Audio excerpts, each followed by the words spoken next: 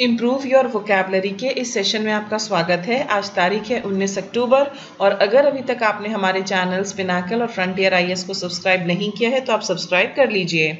आपसे बताना चाहूँगी कि इन दिनों हमारा फेस्टिव ऑफर चल रहा है और अब ये बहुत ही सीमित समय के लिए रह गया है। 20 अक्टूबर तक सभी पिनाकल के प्रोडक्ट्स पर और सभी फ्रंटियर आईएएस के प्रोडक्ट्स पर हम 50% की छूट दे रहे हैं। आप में से जो भी स्टूडेंट्स ज्वाइन करने की सोच रहे थे, ये उनके लिए सुनहरा मौका है, वो ज्वाइन कर सकते हैं। कल की जो क्विज थी, अब मैं आपको उसके आंसर्स बताती हूँ। आपको जो ये वर्ड दिया गया था पैलिएट, इसका सिनोनिम बताना है। Give the synonym, okay.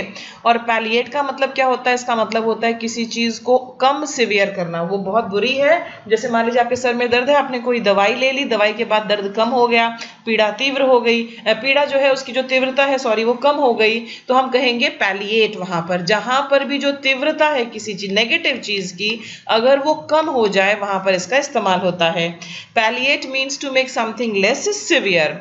अब एजिटेट, एग्रावेट और एक्सकैबरेट, ये जो तीन हैं, ये तीनों जो हैं पैलिएट के ऑपोजिट है। ठीक है, आपको बताना चाहूंगी कि ये एंटोनिम्स हैं, ये ऑपोजिट है।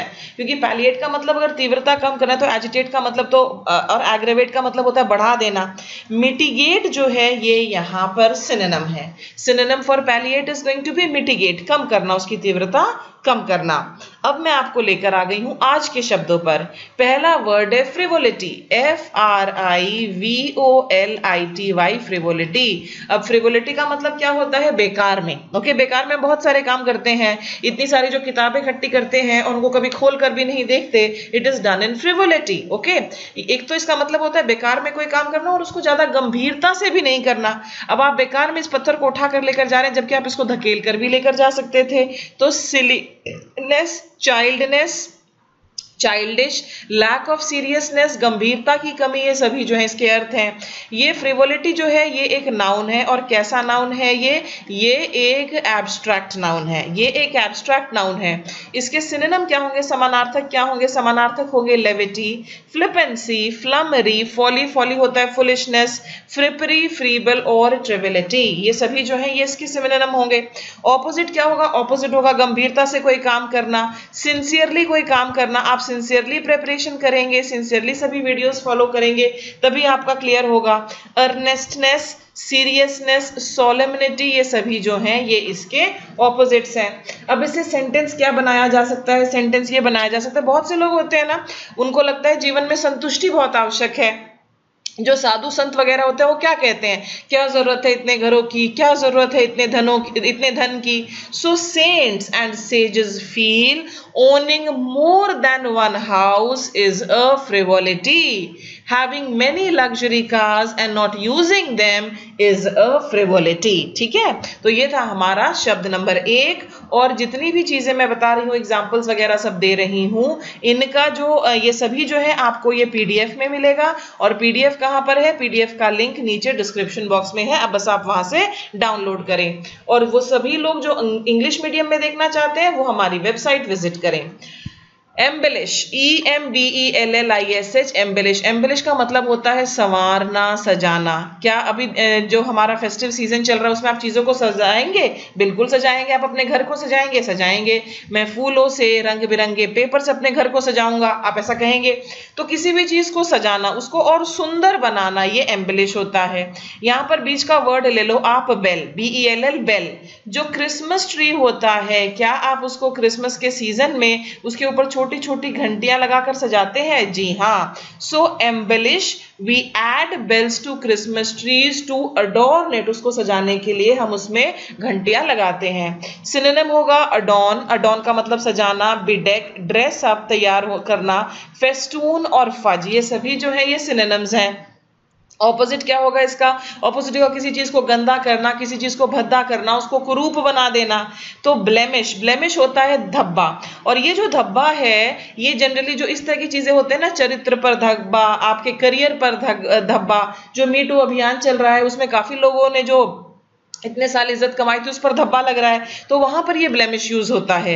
डिफेस होता है किसी चीज का शेप बिगाड़ देना, डिसफिगर होता है उसका शेप बिगाड़ना, उसका जो फिगर है, उसका जो आकार है वो बिगाड़ना, स्कार होता है चोट का निशान, मार, स्पॉइल, ये सभी जो हैं ये एंटोनिम्स हैं। ठीक है, अब मैं इससे आपके लिए सेंटेंसेस बनाती हूँ। अब जैसे मैंने एग्जांपल दिया कि फेस्टिव सीजन है, अगर आप अपने घर को सजाना चाहें तो आप क्या कर सकते हैं? If you want to embellish your house then you should change the wallpapers, then you should use plenty of green plants. The team asked the coach to budget some funds to embellish their team uniforms with an image of the school mascot. ठीक है, ये था हमारा शब्द number 2।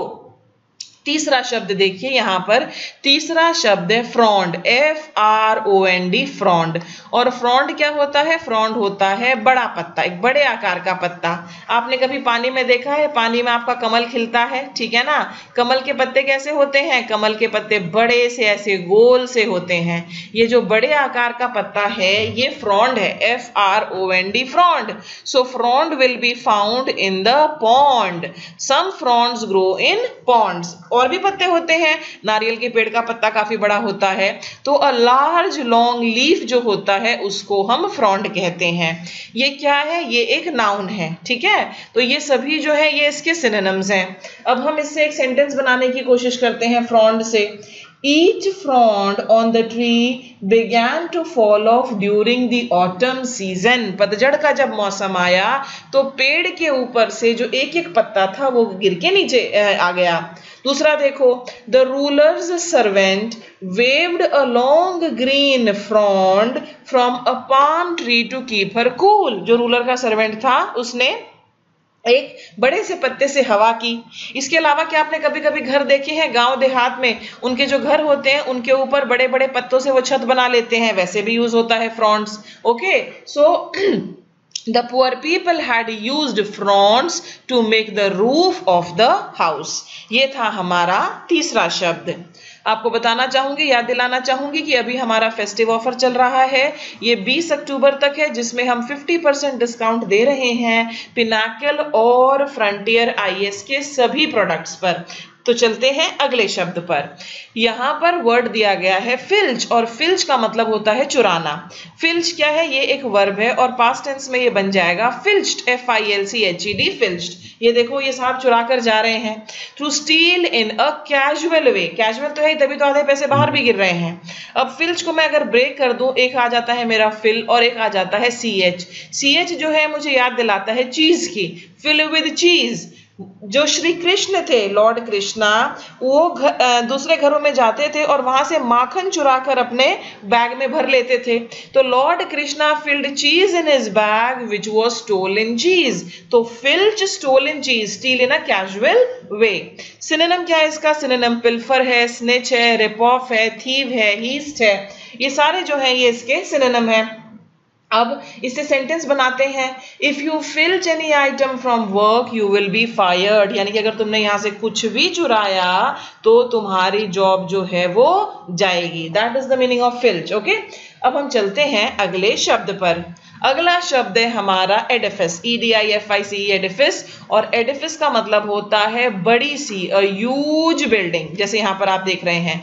अगर आपको याद हो कल के वीडियो में मैंने आपको बताया था एक ऐसी बिल्डिंग जो ऊंची तो नहीं है पर काफी सारे एरिया में वो फैली हुई है। तो इस तरह की बिल्डिंग जिसकी ज्यादा मंजिलें नहीं होती और बहुत सारे एरिया में फैली हो, उसके लिए जो वर्ड बताया था वो आप नीचे मुझे कमेंट सेक्शन में लिखकर बताइए, ठीक है? अब ये देखो बड़ी सी जो इस तरह की इमारतें होती हैं, large and usually impressive building, उनको हम एडिफिस कहते हैं। ये नाउन है प्लूरल में, इसके साथ एस लग जाएगा। एडिफिस जो है वो साउंड करता है हेड ऑफिस जैसा। तो हेड ऑफिस जनरली जो होता है वो एक बड़ी विशालकाय बिल्डिंग होती है। ये हमारा अंतिम शब्द था और मैं इसके लिए अब आपके लिए सेंटेंसेस बनाती हूं। ओके, द एडिफिस, यहां पर हमें इससे सेंटेंस बनाना है। The monument on the corner is the oldest edifice in the country. एक और हो सकता है कि the company's headquarters will soon be relocated to a new edifice down the street. Okay, ये हमारे सेंटेंसेस थे और इसी के साथ ये वीडियो जो है अब हम इसको क्विज के साथ खत्म करेंगे। उससे पहले आपसे कहना चाहूंगी कि हमने टारगेट लिया है 400 लाइक्स का और साथ ही 3000 व्यूज का with in the next 24 hours. अगर आपको वीडियो अच्छा लगा है तो आप इसको लाइक करें, चैनल को सब्सक्राइब करें और वीडियो को शेयर जरूर करें, भूलें नहीं। अगर आपका कोई भी दोस्त है जो चाहता है कि वो एसएससी सीजीएल की तैयारी एक्सक्लूसिवली केवल इंग्लिश मीडियम में करे तो आप उसे हमारे बारे में बता सकते हैं, वो हमारा ऑनलाइन कोर्स ज्वाइन कर सकता है। और या फिर अगर कोई है जो चाहता है कि मैं एक्सक्लूसिवली हिंदी में करूं, वो भी हमें ज्वाइन कर सकते हैं, क्योंकि हमारे जो कोर्सेज हैं वो प्योरली इन इंग्लिश और प्योरली इन हिंदी दोनों ही डिजाइंड हैं। यहां पर हम आ गए हैं क्विज फॉर द डे पर। My mother likes to dash her cakes and pastries by using dry fruits on them। और ये आपके 4 ऑप्शंस हैं। नीचे कमेंट सेक्शन में आप मुझे अपना आंसर बताइए, और अगर अभी तक चैनल को सब्सक्राइब नहीं किया है तो पिनाकल और फ्रंटियर राइस को सब्सक्राइब करें। See you tomorrow. Bye bye.